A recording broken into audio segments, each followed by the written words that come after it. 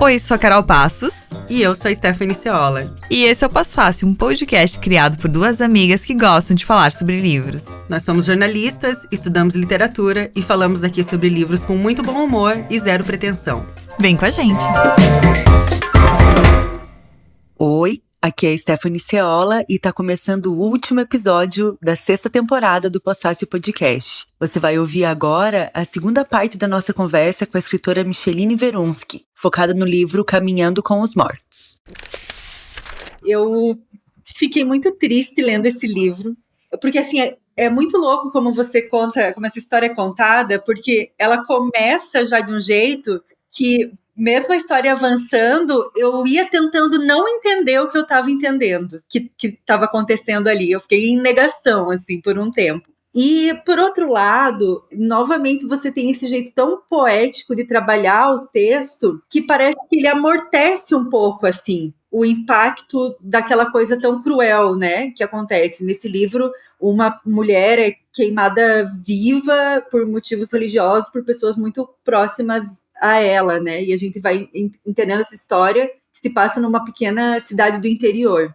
E eu também fiquei pensando que essa história da religião aparecer como uma justificativa para coisas tão perversas pode acontecer numa pequena cidade do interior, como é o caso da história contada nesse livro, e a gente vê acontecendo também em grandes guerras mundo afora há muito tempo.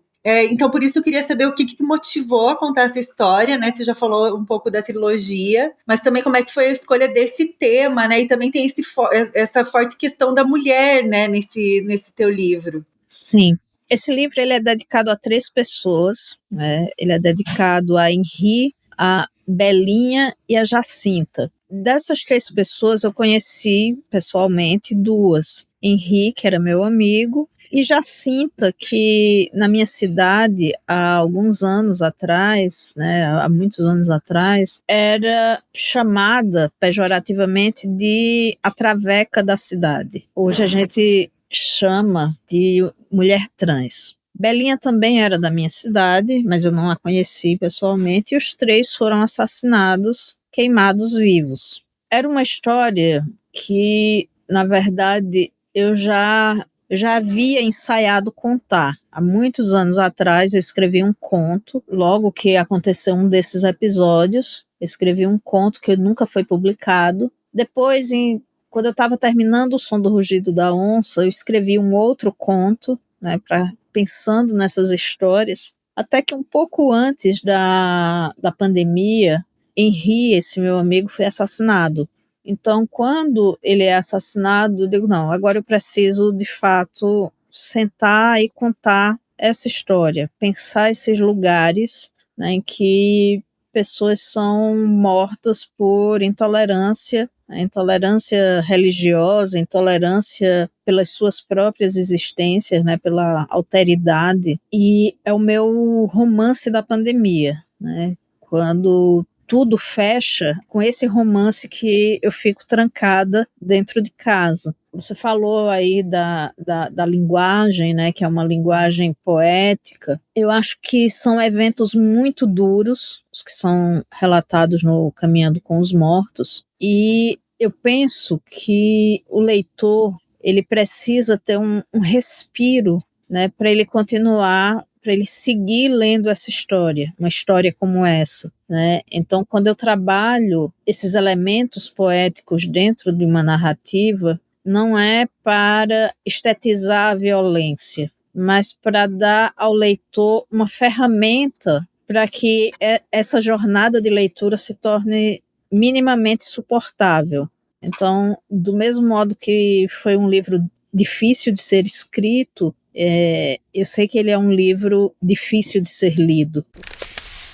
Quando foi lançado esse livro, a Companhia das Letras fez um evento online e eu participei desse evento, né? E aí você comentou lá que você reúne essas histórias, né? Várias histórias, e dentro do Caminhando com os Mortos tem também histórias reais, né, que você coloca também no livro. Eu queria saber como é que você guarda. Eu lembro que você comentou alguma coisa assim, eu tenho várias histórias, eu poderia contar uma história a partir de uma história que tá aqui dentro, porque era assim, uma coisa assim, cada personagem ali tem uma história em paralelo na sua cabeça, né?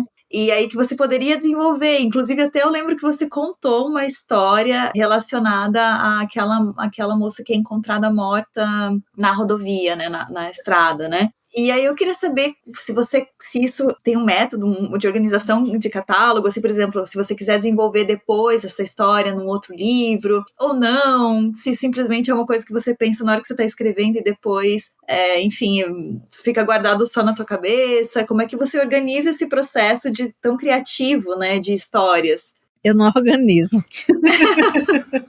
O que é que acontece? Enquanto eu estou escrevendo, muitas vezes essas histórias paralelas, elas surgem e são escritas ou não. E depois elas podem, no caso delas serem escritas, às vezes elas são retiradas, né, numa nova versão. E são escolhas, na verdade, né, que eu faço durante o processo. Vou dar um exemplo, puxando para o Som do Rugido da Onça. Muita gente diz, mas e a Josefa? Né? O que é que acontece com a Josefa? A história da Josefa não está completa no livro. Não está. Eu escolhi que não estivesse. Por que eu escolhi que não estivesse? Eu escolhi porque não era a história da Josefa que eu queria desenvolver no Som do Rugido da Onça. Então, eu não coloquei essa história no livro. Aí, ano passado, o Ronaldo Bressani me convidou para escrever. Ele queria que eu escrevesse um spin-off, né, um novo capítulo do Caminhando com os Mortos. Só que o Caminhando com os Mortos ainda não tinha sido lançado. Aí eu disse, olha, Ronaldo, não faz muito sentido para mim escrever um capítulo de um livro que ainda não foi lançado, mas eu tenho uma história do Som do Rugido da Onça, que se você quiser, eu posso te enviar. Eu não tinha escrito ainda a história, mas eu sabia, porque é isso. Na verdade, existem várias histórias que se mobilizam, né, durante a escrita. Inclusive, eu estou pensando que quando eu terminar esse romance, eu vou fazer um livro de contos só com essas histórias paralelas que não foram escritas. É um projeto. Então, eu enviei para ele, eu escrevi e enviei para ele um novo capítulo, que pode ser lido como um novo capítulo do Som do Rugido da Onça, que se chama, acho que é O Salto e o Salto da Grande Onça, que é a história de quando a Josefa volta da Alemanha. O que acontece com a Josefa quando ela retorna para o Brasil. Ele publicou na revista que ele edita, que se chama Morel, e pode ser lido como um capítulo extra do Som do Rugido da Onça. No caso do Caminhando, há algumas histórias que poderiam ser contadas. Por exemplo, essa história das moças que são encontradas na beira da estrada, ou a história da narradora. Essa narradora, não quero dar spoiler para quem ainda não leu, mas essa narradora, ela dá uma pirada, né? E ela se retira do convívio social. Alguma coisa determinou essa ruptura. Existe a história dessa ruptura, mas não está no livro. Então, em algum momento, eu posso resolver contá-la. É o primeiro capítulo do Caminhando com os Mortos, que é um capítulo, assim, nossa, você prende a gente, assim, na leitura, assim, nesse primeiro capítulo, especialmente, assim, né, você fica, o que vai acontecer e toda aquela tensão, né, e, enfim, assim, só queria fazer esse comentário, porque eu tava pensando aqui e pensei em comentar só em voz alta sobre esse primeiro capítulo, que é eu acho que ele traz, assim, essa questão do quanto o ser humano pode ser cruel e não sei se cruel, mas talvez maluco mesmo, sabe? Cometer essas loucuras, assim, então... Enfim, tava pensando nisso. Porque você percebe nesses personagens ali, nesses personagens do primeiro capítulo, nas pessoas que cometem isso, uma ausência, assim, da percepção do quanto aquilo é cruel e errado, e a gente vai entendendo, mas eles não, né? Para eles a gente fez o que tinha que ser feito, assim, né? Por isso que é tão difícil quando a gente vai se dando conta, assim, do peso, né? Mas ele é maravilhoso, assim. Que livro! Eu tentei, de certo modo, não colocar um olhar maniqueísta, né, em cima dos assassinos, especialmente em cima da mãe, da Lourença. E isso tem uma razão de ser. né? Porque eu acho que, embora eles tenham feito uma coisa terrível, há um culpado que é maior, né? E que não está na delegacia. Então, eu vou criando, né? E eu espero ter conseguido criar um mecanismo de que o leitor perceba isso, né? E que o leitor possa, em certa medida, se horrorizar, sim, com o fato, mas, ao mesmo tempo, sentir compaixão por aquelas pessoas tão perdidas e tão manipuladas. E sobre o terceiro livro, o que você já pode contar? Tem alguma coisa que já pode? Deixa eu ver. Bom, eu estou terminando. Eu espero mesmo conseguir terminá-lo até julho, né? Eu estou com essa auto-incumbência, né? Ninguém está me cobrando isso, sou eu que quero terminá-lo até julho, mas não sei se eu vou conseguir. Ele vai se debruçar sobre uma grande guerra acontecida no Brasil. O maior conflito armado acontecido em território brasileiro, que não é a Revolução Farroupilha. É uma história de guerra, né, uma história de batalha, mas é uma história também de um indivíduo, um personagem cindido, né, entre dois mundos, entre duas formas de ser, e o quanto isso cobra o seu preço. Acho que eu consegui falar sem ser... Sem entregar. Sendo misteriosa. Seu objetivo é trazer curiosidade, trouxe curiosidade. Foi atingido. Conseguiu.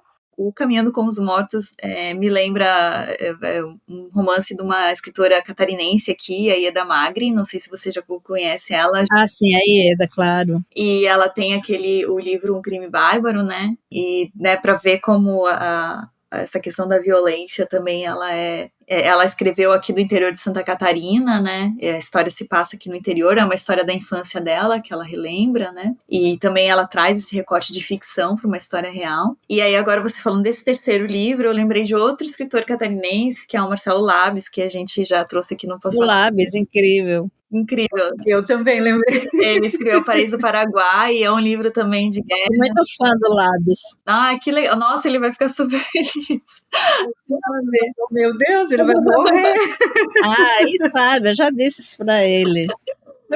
Né? E é muito, muito legal, assim, a gente tem essas oportunidades que eu posso fácil de conhecer, né, as pessoas e fazer essas conexões é muito legal, assim, se contando e eu já lembrando dos dois aqui.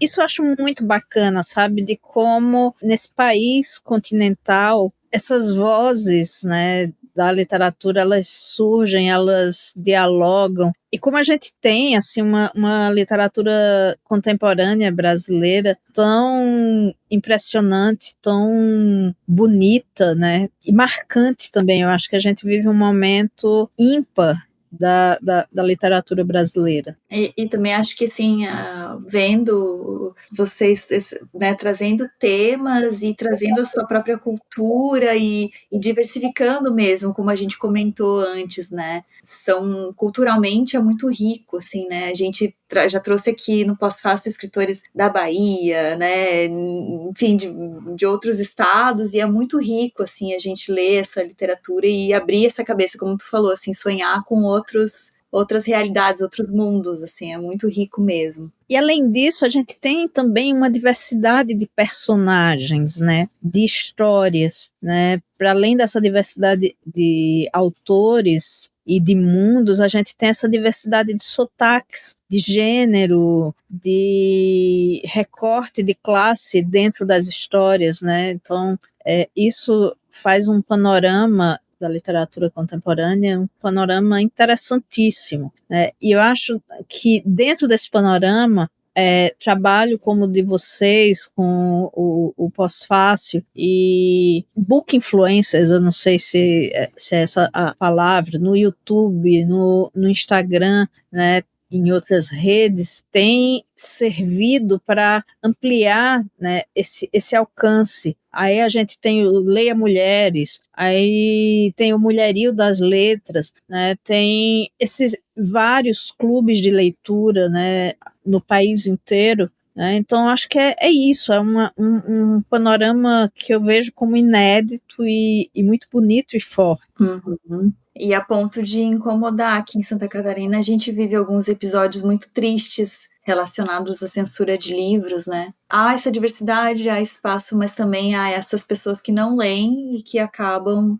cometendo esses atos criminosos aí contra a literatura, infelizmente. Sim, eu acho que dentro do panorama, né, desse panorama, quando um livro ele é censurado, para além do que é criminoso, né, nisso, né, do que é terrível nisso, significa também que o livro está cumprindo o seu papel de incomodar, né, e de, sei lá, balançar as bases da caretice, do fascismo. Seria muito bom um mundo em que livros não fossem queimados, né, em que livros não fossem censurados e autores não fossem perseguidos. Mas é um campo de batalha, né, e a gente tá aí nessa briga, né, e a gente não arrega. Eu lembrei da frase do Caminhando com os Mortos, icônica, desobedeci e continuo desobedecendo, maravilhosa. Você já citou alguns nomes, mas a gente sempre pede, encerra pedindo que as pessoas indiquem pra gente outros nomes, até para os nossos ouvintes conhecerem e pra gente mesmo conhecer, né? Livros que você tem lido também, o que você tá lendo e alguma indicação pra gente. Olha, tem um autor que eu gosto muito, que é um autor cearense, que é o Tito Leite. O primeiro romance dele foi Dilúvio das Almas. Agora ele está com um livro novo que eu ainda não li, mas que já tenho ouvido falar bastante, que é o Genipapo Western. Nossa, tem tanta gente, né, que é a Luciane Aparecida com Mata Doce, que é maravilhosa, né, que livro, que autora. A Natália Borges Polessa, né, que acho impressionante também. Tem um livro que eu também ainda não li, que tenho escutado muito falar, e é de uma autora que eu gosto muito, que é o Água Turva, da Morgana Kretzmann. Uhum. Né? Então, acho assim que... e tem um maravilhoso, que eu adoro, que é O Presidente Pornô, da Bruna Khalil Otero. Tem que ler esse livro. A gente recebeu, eu não li ainda. Nossa, tem que ler esse livro, é incrível, é incrível. E a Morgana, segunda autora seguida aqui no Pós-Fácil, que cita esse livro dela. A gente também vai ter que ler o Água Turva. A Dia Nobre também recomendou ele. A Dia Nobre, que é uma autora que está vindo aí com tudo, né? Sim, maravilhosa. Eu acho que é isso, Micheline, muito obrigada, tá? A gente tá muito feliz de te receber aqui. Alegria minha estar aqui com vocês. Parabéns pelo podcast e sigam firmes. Seguiremos. Obrigada, Micheline. Foi uma honra te receber aqui. Beijo para vocês e para todos que nos escutam. Um beijo. Até a próxima. Se você gostou desse episódio e quer conhecer mais do nosso trabalho, ouça as temporadas anteriores. Tem muito bate-papo entre amigas sobre livros, tem entrevistas com autoras e autores e tem até uma série especial narrativa premiada sobre literatura catarinense. A gente garante que você vai se surpreender. E considere também apoiar o Pós-Fácil. Acesse apoia.se/Pós-Fácil Podcast. Doando a partir de R$10 por mês, você já sabe. Você apoia o jornalismo cultural independente feito por mulheres e ainda concorre a combos de livros todos os meses.